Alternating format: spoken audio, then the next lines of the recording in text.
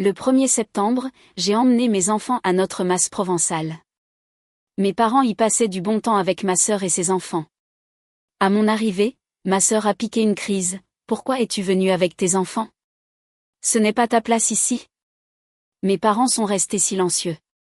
Ils ont repoussé mes enfants, ne sachant pas à qui ils avaient affaire. J'ai brisé leur quiétude en quelques minutes.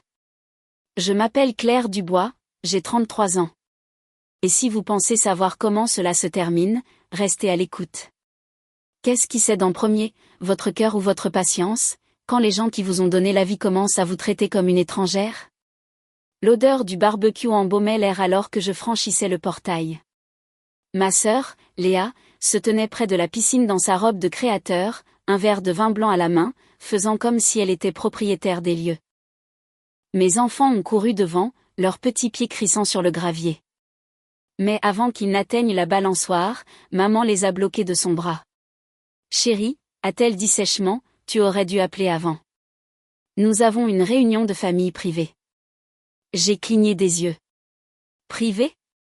Avec mes parents, dans notre mas provençal ? » Papa a ajusté ses lunettes de soleil, évitant mon regard. La famille de Léa avait besoin de souffler. « Tu apportes toujours le chaos. » J'ai ri, un rire amer. « Le chaos ? Tu veux dire l'honnêteté ? » Léa a levé les yeux au ciel. « Oh, s'il te plaît, ne commence pas ton numéro. Tu essaies toujours de ramener tout à toi. » J'ai regardé les enfants, la confusion obscurcissant leurs petits visages. « Allez jouer, mes chéris, ai-je murmuré, mais ils n'ont pas bougé. La main de maman était toujours levée comme une barrière. C'est à ce moment-là que quelque chose en moi a craqué. La partie qui pardonnait toujours, qui restait toujours silencieuse. J'ai fouillé dans mon sac, en ai sorti un petit dossier noir et l'ai posé sur la table de pique-nique. Puisque nous parlons de ce qui appartient à qui, ai-je dit d'une voix égale, parlons de propriété. Leurs rires se sont éteints instantanément. Les mots de maman résonnaient dans ma tête, réunion de famille privée. Cette phrase avait toujours signifié une seule chose, tout le monde sauf moi. Je me suis assise à la table de pique-nique, mes enfants s'accrochant à mon bras tandis que Léa souriait avec suffisance. Ne sois pas si offensée, Claire. Tu as déménagé à Paris, tu te souviens? C'est notre week-end. J'ai gardé un ton calme. L'acte de propriété du mas porte 4 noms. Je suis juste venue arroser les plantes et laisser mes enfants jouer. Le rire de papa était sec. Ne commence pas à nous citer des documents. Tu n'aurais même pas eu une part si nous ne t'avions pas incluse par pitié. C'était son récit préféré, que ma réussite était de la charité.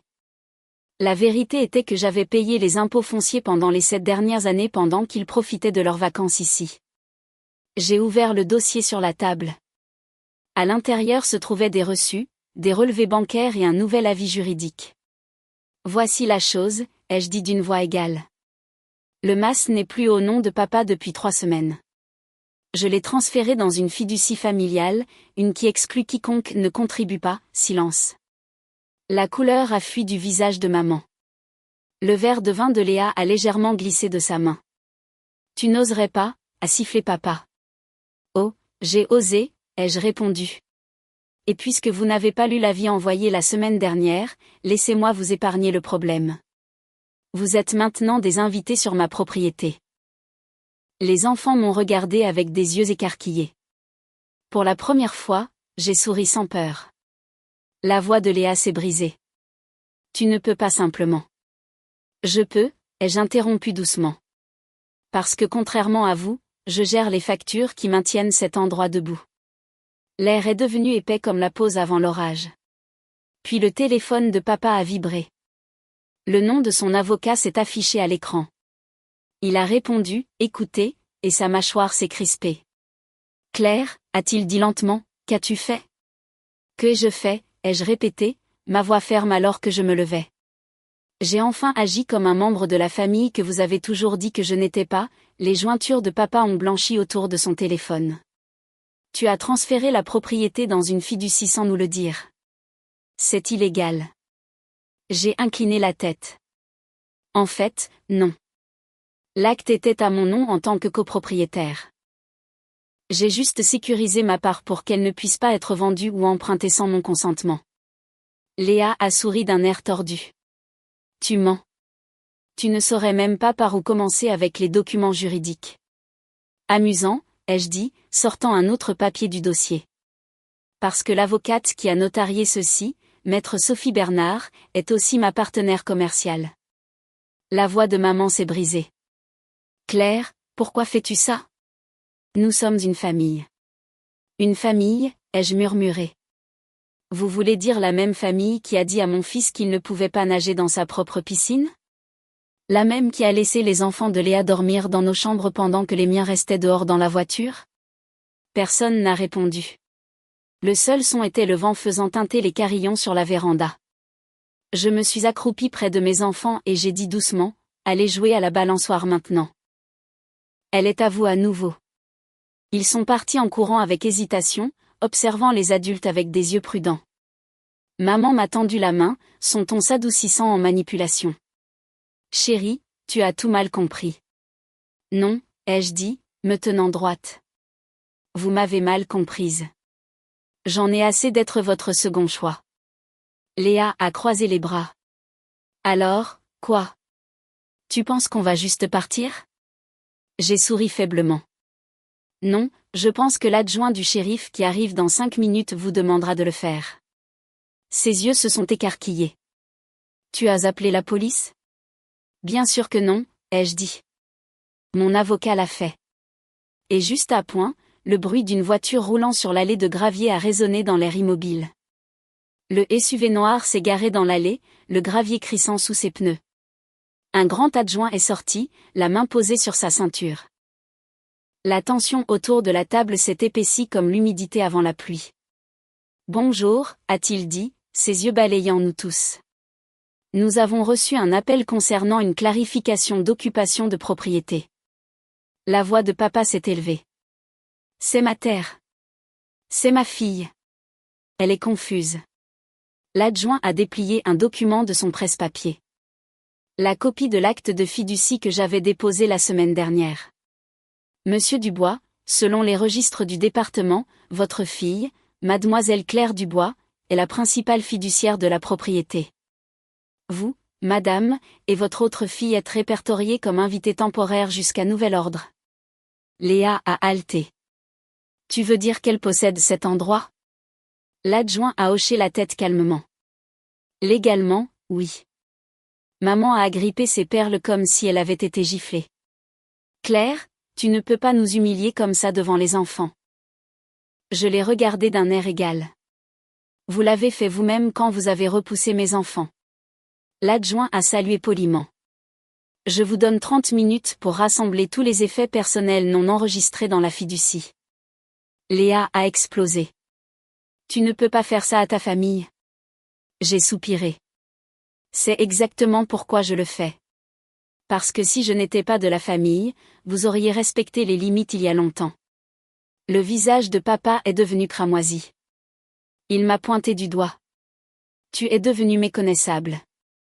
Nous t'avons mieux élevé que ça. Non, ai-je dit doucement. Vous m'avez élevé pour servir, pas pour me tenir debout. L'adjoint a regardé entre nous, puis est retourné à sa voiture. J'attendrai près du portail.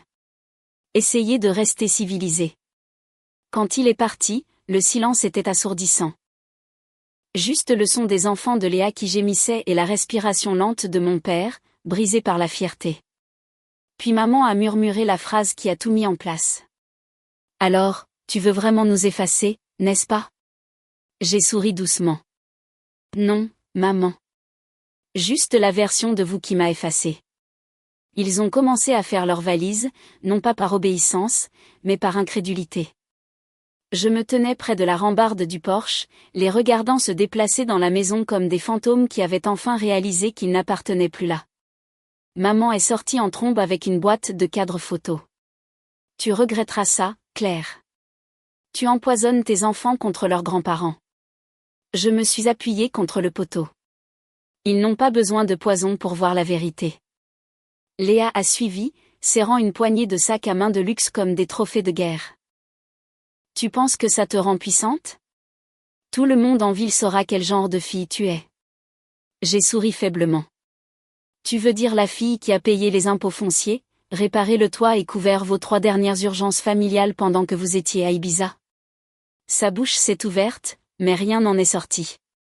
Papa s'est attardé le plus longtemps, debout près de l'ancienne balançoire. La même qu'il avait construite quand nous étions petits. À l'époque où il riait encore de mes histoires et m'appelait sa fille solide. Maintenant, son silence pesait plus lourd que sa colère. Claire, a-t-il commencé, sa voix se brisant juste assez pour paraître presque humaine. Ce n'était jamais censé être comme ça. Je sais, ai-je dit doucement. C'était censé être mieux. Il a regardé le mas une dernière fois, les vignes grimpant sur le porche, les volets délavés, et quelque chose dans son visage s'est brisé. Tu as vraiment changé. J'ai enfin commencé à vivre comme vous m'avez appris, ai-je dit. Juste pas de la façon que vous vouliez dire. Ils sont partis avant le coucher du soleil, la poussière s'élevant derrière leur voiture alors qu'elle roulait sur le chemin de terre. Mes enfants ont couru vers moi, essoufflés, leur rire tranchant l'air immobile comme la lumière du soleil après une tempête. Maman, est-ce qu'ils reviennent, a demandé ma fille. Je me suis agenouillée, lui brossant les cheveux de ses yeux. Pas tant qu'ils ne se souviendront pas comment traiter la famille. Cette nuit-là, pour la première fois depuis des années, le mas a retrouvé la paix. Le lendemain matin, le calme était presque étrange. Pas de tintement de verre à vin, pas de rire sec, pas de tension lourde dans l'air, juste des oiseaux, le soleil et les voix de mes enfants flottant depuis la cour. J'ai traversé la maison pièce par pièce, reprenant l'espace qui avait toujours été le mien. Les murs semblaient respirer à nouveau. Les vieilles photographies avaient disparu, remplacées par des crochets vides et de faibles contours où leurs ombres pendaient autrefois. C'était poétique, leur absence créant enfin un espace pour la paix. À midi, mon avocate, Sophie, est arrivée. Elle a posé son ordinateur portable sur le comptoir. Tu t'es mieux débrouillé que ce à quoi je m'attendais. Ils ont déjà essayé de contacter le bureau du syndic. Tes documents sont inattaquables. Je lui ai versé du café et j'ai souri. Laissez-les essayer. J'en ai fini de me battre pour leur approbation. Sophie s'est penchée en arrière dans sa chaise. Quelle est la suite? Repenser le mas, ai-je dit. Un endroit où les mères célibataires peuvent séjourner temporairement pendant qu'elles se reconstruisent. J'ai déjà rédigé la proposition. Sophie a souri. C'est une justice poétique, Claire. Transformer leur fierté en un but. Alors que nous finalisions les papiers, mon téléphone a vibré sans arrêt. Des messages de maman, Léa et papa. Aucun d'eux ne disait « Désolé », seulement « Comment as-tu pu » et « Il faut qu'on parle ». J'ai coupé le son du fil de discussion. J'avais déjà passé la moitié de ma vie à leur répondre. Ce soir-là, une page d'actualité locale a publié un article « Une membre de la communauté réapproprie une ferme familiale historique pour lancer une initiative d'hébergement ». La photo montrait mes enfants et moi devant le portail du mas. Les titres se sont répandus plus vite que je ne l'avais imaginé. Des messages ont afflué de voisins, de femmes que je n'avais jamais rencontrées, me remerciant d'avoir fait ce que tant d'entre nous souhaitaient pouvoir faire. Pour la première fois, mon histoire n'était pas une histoire de perte. C'était une histoire de réappropriation. Et au fond de moi, je savais que ce n'était que le début. 3 jours plus tard, l'histoire avait atteint tous les coins de la ville.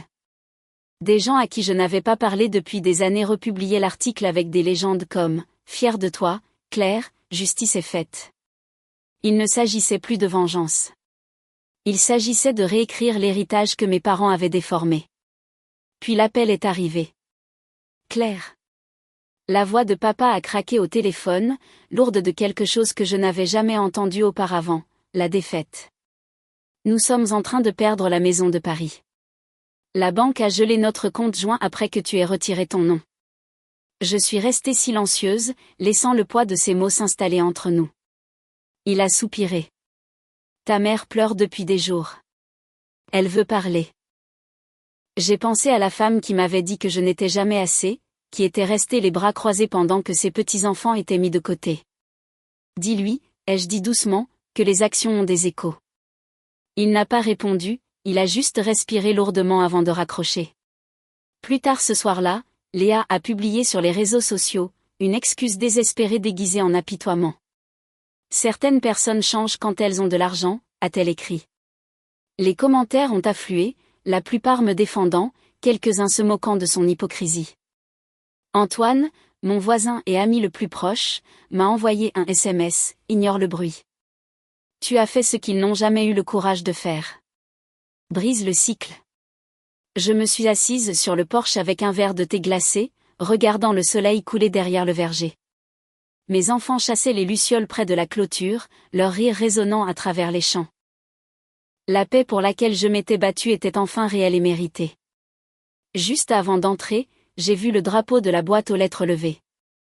À l'intérieur, une simple enveloppe. Pas d'adresse de retour.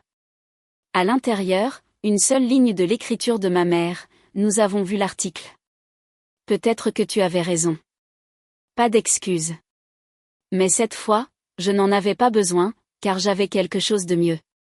La preuve qu'il me voyait enfin. Une semaine plus tard, le mas avait l'air différent.